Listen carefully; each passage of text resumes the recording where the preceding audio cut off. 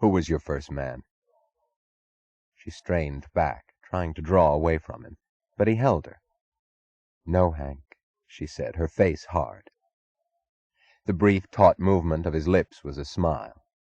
"I know that you won't answer it, but I won't stop asking, because that is what I'll never accept." "Ask yourself why you won't accept it." He answered, his hand moving slowly from her breasts to her knees, as if stressing his ownership and hating it. "Because the things you've permitted me to do. I didn't think you could, not ever, not even for me. But to find that you did, and more, that you had permitted another man, had wanted him to, had—" "Do you understand what you're saying? That you've never accepted my wanting you either? You've never accepted that I should want you, just as I should have wanted him once?" He said, his voice low, "That's true."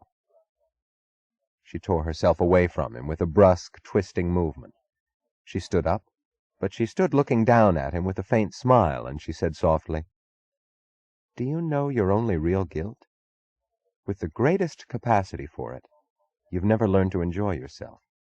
You've always rejected your own pleasure too easily. You've been willing to bear too much." He said that, too. Who? Francisco d'Anconia. He wondered why he had the impression that the name shocked her, and that she answered an instant too late. "He said that to you?" "We were talking about quite a different subject." In a moment she said calmly, "I saw you talking to him. Which one of you was insulting the other this time?" "We weren't." "Dagny, what do you think of him?" "I think that he's done it intentionally. The smash-up we're in for tomorrow." "I know he has." "Still, what do you think of him as a person?" "I don't know. I ought to think that he's the most depraved person I've ever met." "You ought to. But you don't?" "No. I can't quite make myself feel certain of it." He smiled. "That's what's strange about him. I know that he's a liar, a loafer, a cheap playboy, the most viciously irresponsible waste of a human being I ever imagined possible. Yet when I look at him, I feel that if ever there was a man to whom I would entrust my life, he's the one." She gasped. "Hank, are you saying that you like him?" "I'm saying that I didn't know what it meant to like a man. I didn't know how much I missed it until I met him." "Good God, Hank, you've fallen for him." "Yes, I think I have." He smiled. "Why does it frighten you?" Because I think he's going to hurt you in some terrible way. And the more you see in him, the harder it will be to bear. And it will take you a long time to get over it, if ever. I feel that I ought to warn you against him, but I can't, because I'm certain of nothing about him, not even whether he's the greatest or the lowest man on earth." "I'm certain of nothing about him, except that I like him." "But think of what he's done. It's not Jim and Boyle that he's hurt. It's you and me and Ken Daniger and the rest of us, because Jim's gang will merely take it out on us. And it's going to be another disaster, like the Wyatt fire." Yes, like the Wyatt fire, but you know, I don't think I care too much about that.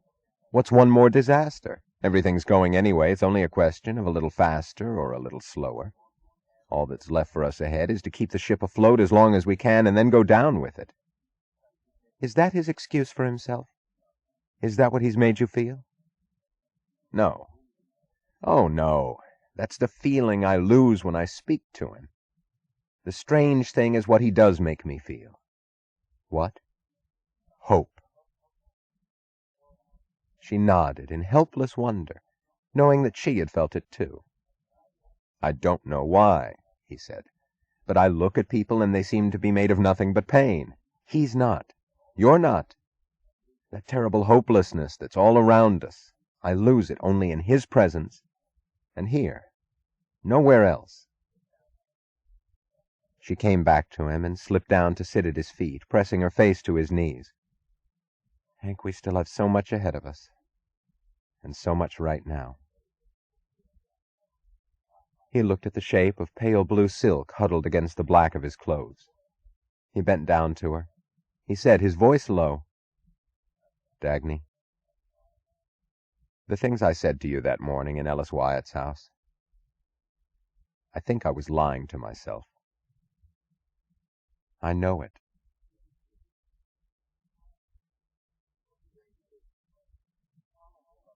Through a gray drizzle of rain, the calendar above the roofs said September 3rd, and a clock on another tower said 10:40, as Reardon rode back to the Wayne Falkland Hotel.